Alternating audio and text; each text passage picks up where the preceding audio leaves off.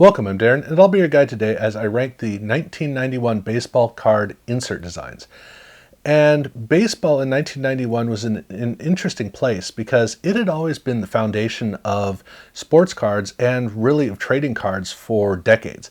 Basically from the point where it cleared the relationship it had alongside boxing and became the single focus of sports cards all the way up into the 1990s, it had always been sports cards. It had really been the core of it all.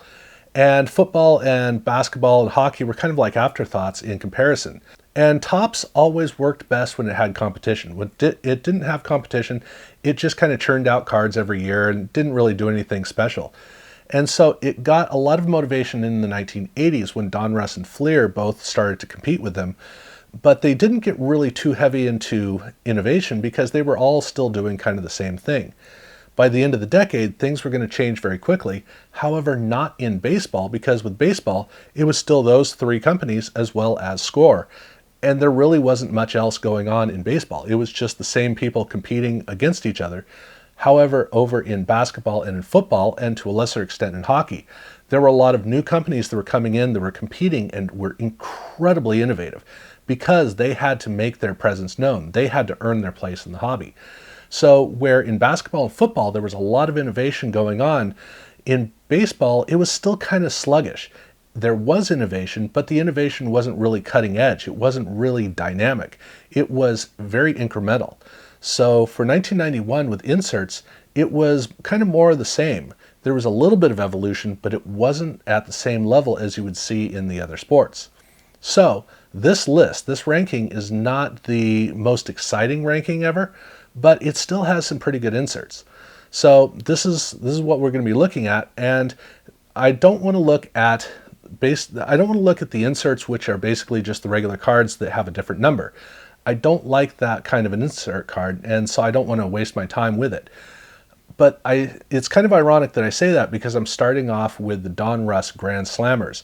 And these cards are the same design as the main cards in the set, except unlike the bonus cards, which are literally the same cards as the cards in the main set, in the case of these cards, they do actually have an interesting design inside, which makes them pretty cool. In fact, for Donruss cards, it makes them really cool.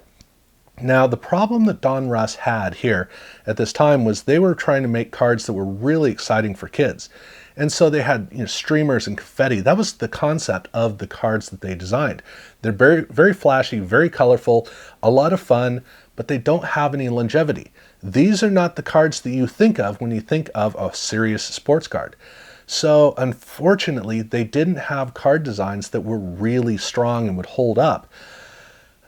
That being said, the cards are supposed to be fun. And while the cards in the set, some of the cards did work out pretty well, I have a feeling that the best of all of these cards that Donruss made in their set was actually not a group of cards even in the set. It was an insert set, which was obviously the Grand Slammers. In the case of the Grand Slammers, they have a big explosion behind the player, and that explosion is the same excitement as the border. So this card is a real 360-degree success. This is exactly what the Donruss cards are. This was kind of the height. And I wish that this card had been in the set, because if it had been, it would have been a really good subset card. However, it's an insert card, and one, it's not great to open up a pack and get a card that looks like it's in the set, only discover that it's an insert and go, oh, okay, so it's something special.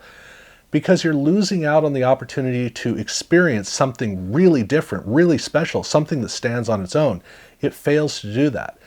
It also, the card design does still have a pedestrian quality. So while this card is really good for a subset, it's not good for an insert. So unfortunately, it is at the bottom of the list because, look, where else am I going to put it? Even when I move up to number 8 with Score and their Mickey Mantle cards, these cards are not nearly as fun as the Donruss cards had been. In the case of the Score Mickey Mantle cards, these do look very, very different. And they're very rare to get in packs, so they're a wonderful experience to get. But once you get over the excitement of, hey, it's something really cool and it's Mickey Mantle, what are you left with? You're left with an old-looking card, which does work well for the theme of Mickey Mantle because this card design looks almost like it could have been a card design during the time he was playing. The problem is that Score had been making complete sets which had a special insert set that went along with it. And for those cards, they could have this kind of pedestrian quality.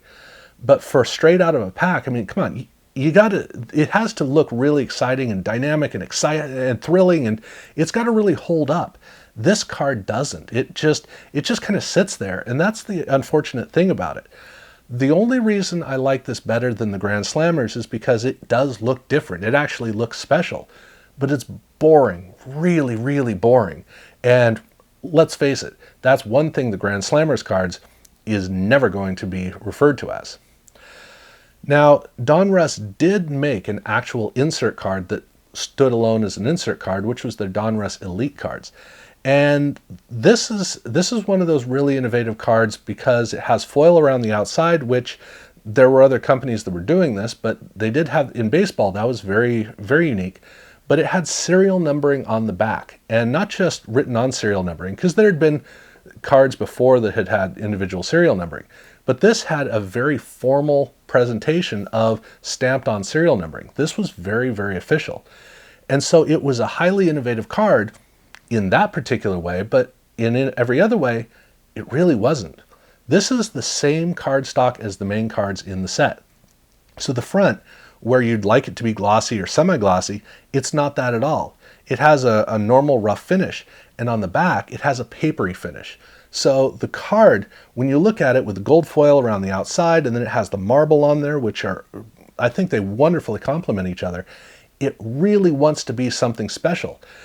And it magnificently fails at being something special, because otherwise the card just, it really feels second, if not third rate. These cards are tragically overpriced right now because everybody's really excited about the historic quality of these supposedly rare cards, which, let's face it, 10,000 of them is not rare. So when I got this card for this project, I was so disappointed when I picked it up and realized how absolutely lame, how totally flimsy the card is. It really should have been better, and it really was not better.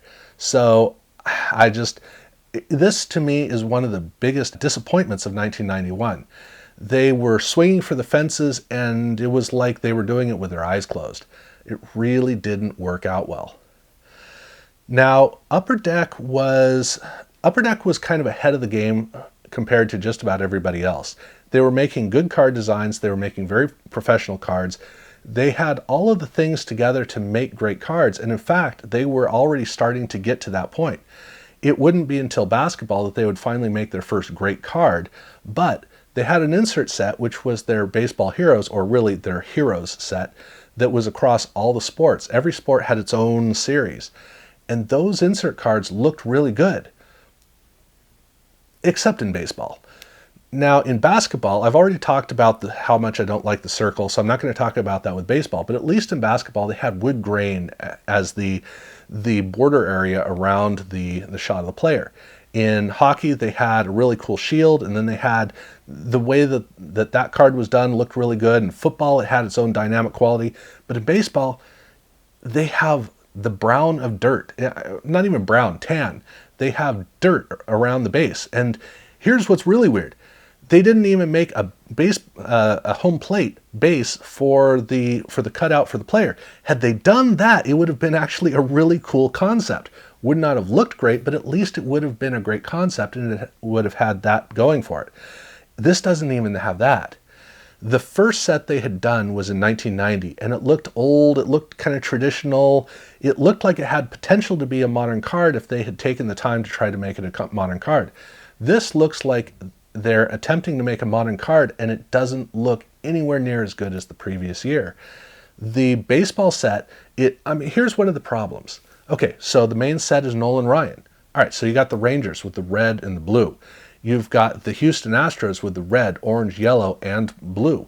You've got the California Angels. Think about the colors that you can work with. Really dynamic, vibrant colors that you could accentuate. And they put that tan on there, and it just killed it. This card is such a disappointment, where it is way better than the cards we've looked at. But it's like they didn't even try. I really don't understand what was going on. Very unfortunate. They did make another set for the baseball cards, which was their sluggers. This insert set, they'd done the holograms with the team logos again, as they'd been doing, but they did a slugger set with one of their releases, and the sluggers cards actually do look pretty good. In this case, they took the regular card from the main set, which technically should mean that it shouldn't be on the list, except they took one whole side of the design off and put a big silver baseball bat on it. And that actually makes it look kind of cool. Now, it would have been better as a subset, again, like the Grand Slammers, but at least this card has a distinct enough quality that it, for an insert, you go, okay, yeah, this one I buy as an insert. I actually do. And the bat does make the card look a bit better. While it doesn't make the design more cohesive, it at least it adds an element on the card that is fun and exciting and looks really good. Now, I don't think this is a good insert, but I don't think it's a bad insert. To me, this is the base, kind of a baseline level, which is good because it's right in the middle of this list. This is essentially the transition from the have-nots to the haves. To me, this is, I'll give them credit for trying. I'll put it that way. But moving up into the top four, at number 4, I have the Leaf rookie cards. And this shows what Donruss should have done with the Donruss Elite card. Basically, the card stock is right. This is the way you should do the card stock. And I like the way that they added some elements in a way that was well balanced and a really good accent of having the gold foil with kind of it's kind of like streamers coming down the side in a way. Now, there's a weird cutoff that they have where it's almost like there's a home plate base theme that they had as their concept, but they didn't work with it at all. So there's something I feel is missing, but still, I like the way that it comes together. I like the way that they come down to a point. And down at the bottom, they have a band with some gold foil that I think is I think they did a really good job of working the pieces together really good in their attempt. I don't think they completely succeeded, but we're actually starting to see that they're figuring out how to make an intricate card. And the best part of the card is the gold foil Leaf logo up at the top. That really makes the whole card work really well. So we're moving up into better cards. That's kind of where I would put this. But there's a definite cutoff here as we head up to the top 3, which are all Fleer. And it's right for baseball for Fleer to be at the top of the game because Fleer had been the only company taking inserts seriously prior to this. So you would expect for them to be ahead of the game. And they were really putting all of their energy into inserts, as you can tell from the main card designs in their sets. So the first one that we hit is their All-Star cards. And the All-Star cards, this is a tough one for me because I would actually like for this to be lower. There's a professionalism that's missing, but the card is fun and it's dynamic. To me, this is a card that's desperately trying to be a great 80s insert card. It looks like a great 1980s insert card. Why it's here in 1991, I don't know. But I think that they are overall doing a much better job of designing cards than any of the other ones we've looked at. That's why it's here. I have a lot of notes on this card. I'm not going to bother to get into it, but at least they knew how to make an interesting insert card that when you look at it, it's supposed to be an insert card. It works. But the top 2, this is a very easy top 2. Starting off with Fleer Pro Vision. Now, Fleer Pro Vision they'd done in all 3 of their releases, and in basketball it was pretty pedestrian because of the white around the border. Still looked good because the art was good, and the way that the whole card was designed is still good, but it didn't have the power of the black border that you have here. And on top of that, not just the black border, but the yellow text at the bottom is great because it stands out a bit, but it doesn't have a glare like white text would have. So they really knew what to do with this card. And black is almost like cheating in a way because it does such a great job of accentuating the art. I would love to say this is the best Provision card, but I gotta hand it to football with the metallic quality on their card. That one looks great too. But the Provision cards, they really did know how to make a really impressive card. It's just that it's still on the Fleer card stock. At least here in baseball and over in basketball, it still has that same card stock. So that is the one thing that holds it back, but it's really impressive. But I think we can all agree that hands down, the best insert card for 1991 in baseball is Ultra. Of course it's these cards. These cards are fantastic. They have a really cool metallic gold up at the top that goes down to white. The gold up at the top does a great job of working with the image of the player. It fades down to white so that the colored box down at the bottom with the player's name stands out independently. And then the two pictures of the player framing on either side. I like the way that they have the base theme in the inside of the card. It's it's right for the sport. To me, this card does everything right, and it has a good card stock. So they succeeded on every level. This really shows the potential that all inserts would have, and unfortunately, Ultra was one of the few cases where they were actually figuring this out. Fleer, as we saw, was doing a good job, wasn't quite at the same level, but look, they're the base brand to Ultra. So while Ultra hadn't figured out how to make a good card, it made a good insert, a very, very good insert. But that's basically the way this list works. It's a bunch of also-rans and then really two distinct cards that stand out from everything else. Now, I have already done the other three sports, and I'm going to be doing a worst of and then a best of. Obviously, baseball is going to have a prominent position on the worst of. We'll see how prominent it is in the best of, but obviously it's going to have a very strong standing. So I'll be looking at those in separate videos. If you haven't seen the other videos that I've done, definitely check those out. Subscribe if you haven't done so already. And yeah, thank you very much for watching.